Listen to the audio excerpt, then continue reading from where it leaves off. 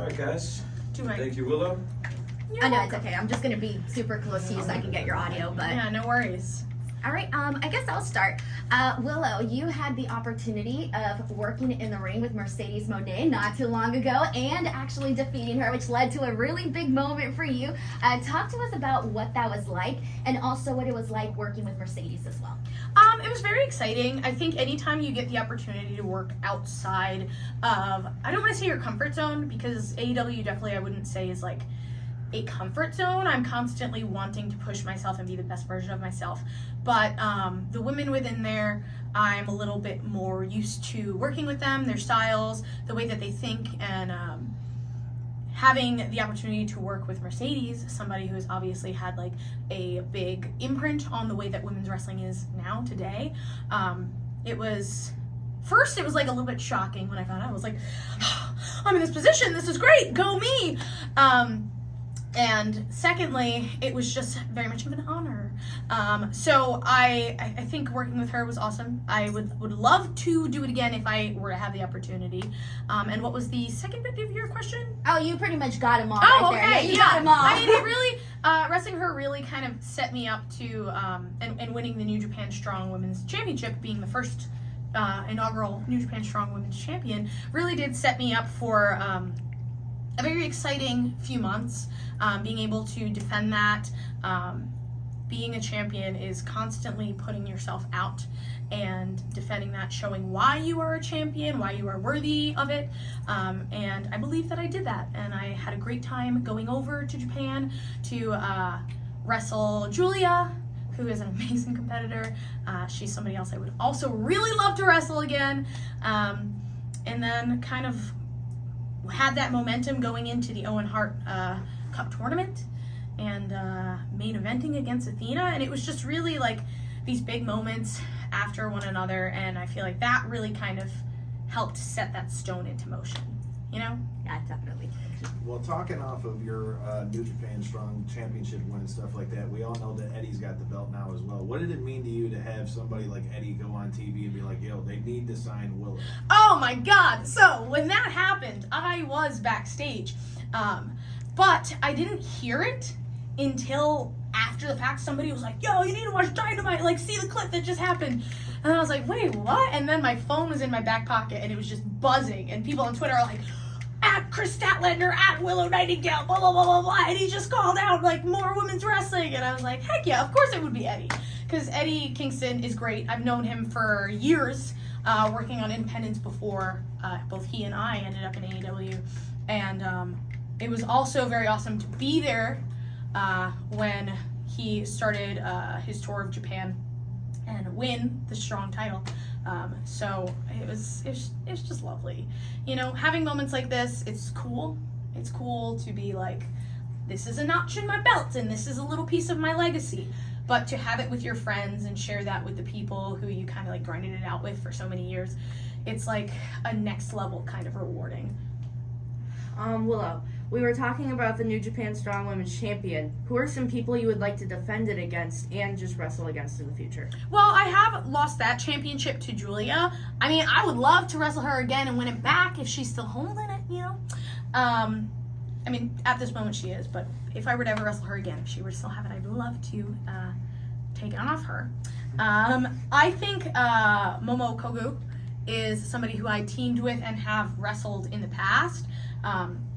Who I've actually formed this bond with that I really wasn't expecting, and I think she's absolutely an amazing competitor. She's incredibly athletic. Her heart and her spirit is like, there's no quit in her. So she's somebody I would love to see have a shot at that title. If we're thinking of people from like AEW, somebody who has like an equal work ethic, athleticism, and like a lot of heart and spunk to them, it's going to be Sky Blue. Of course, I'm a little biased. She's a good friend of mine, but I also tend to make friends with people that I truly believe in and want to see succeed because of what they bring to the table. So those are just two people off the top of my head who I think really exemplify hard work and what it is to be strong. Willow, one of the most popular brands now with AEW that Tony purchased is the Ring of Honor brand, and earlier this year you and Athena got to make history by headlining with this fantastic title match, one of the best, not just women's matches of the year, but one of the best matches of the year. Did you both know going in that it was going to be something special, knowing you were given this spot to make history and make history that you did? I mean, I think every time you are put into a big match like that, you hope that it will be something special. And the 2 times before that Athena and I had wrestled had really been matches I was proud of. Whether I came out the victor or not, I was definitely proud of the matches I had with her. So going in, you imagine that there's going to be something special, but for me, having it be in Trenton, New Jersey, which is like, I'm from Long Island, so that's the tri-state. That's where I was grinding and cutting my teeth on the indies. So like having the crowd behind me like that, having my parents there, just like the energy in the building, all of it together, being the first main event for a Ring of Honor pay-per-view that was from, by 2 women. It was more special than I could have imagined. And that is really saying something, considering the fact that I didn't even walk away with the championship at the end of that night. I was hurting, I was tired, I desperately needed to take a nap after, maybe an ice bath too, but I still had a smile on my face because even though I lost, I really knew that I laid out all that I could and did my best. A couple more. You have one of the most organic reactions when it comes to fans. I feel like since we've seen you do your thing in Ring of Honor, what we said with New Japan, I mean, I know I can speak for knockouts and 3 counts that we were watching you on the indies and all those things as well. So what do you think it is that's really been able to help you endear yourself so quickly with a lot of the fans, whether that be Ring of Honor, AEW, or New Japan? What's funny is we are here doing the meet and greets at Starrcast, and one of the fans that I had met said I have this magnetism, and my mother is she and my father, they go out and they see these bands all the time, and they have all these people that they see with different bands, and everyone who meets my mom says she's a magnet. She just pulls people to her, and I really guess I'm fortunate in that I have that same magnetism. And whether that be a biological thing, a genetics thing, I'm really fortunate that I was brought up in a household where I was loved and supported. And when that is given to you, love, support, confidence, belief, it's very easy to give that back to other people. And I think that's what fans feel is I go out to the ring and I hug the fans as much as they want to hug me. Everybody wants to have fun at the show, and I am having fun, and I want people to do that with me. So I think wanting to build a connection, not being too cool for school, and just that's really what it all is. Last one, guys.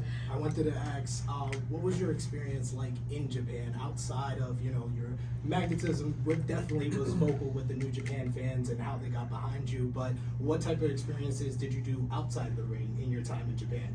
So this most recent trip that I had, I was really only in town for the 2 days that the 2 shows were. So I didn't have a lot of downtime, or really any downtime to explore. But I had previously gone and wrestled where I had maybe a 10-day trip or so. And I had days where I was able to explore, go to different temples. I got tattooed when I was there.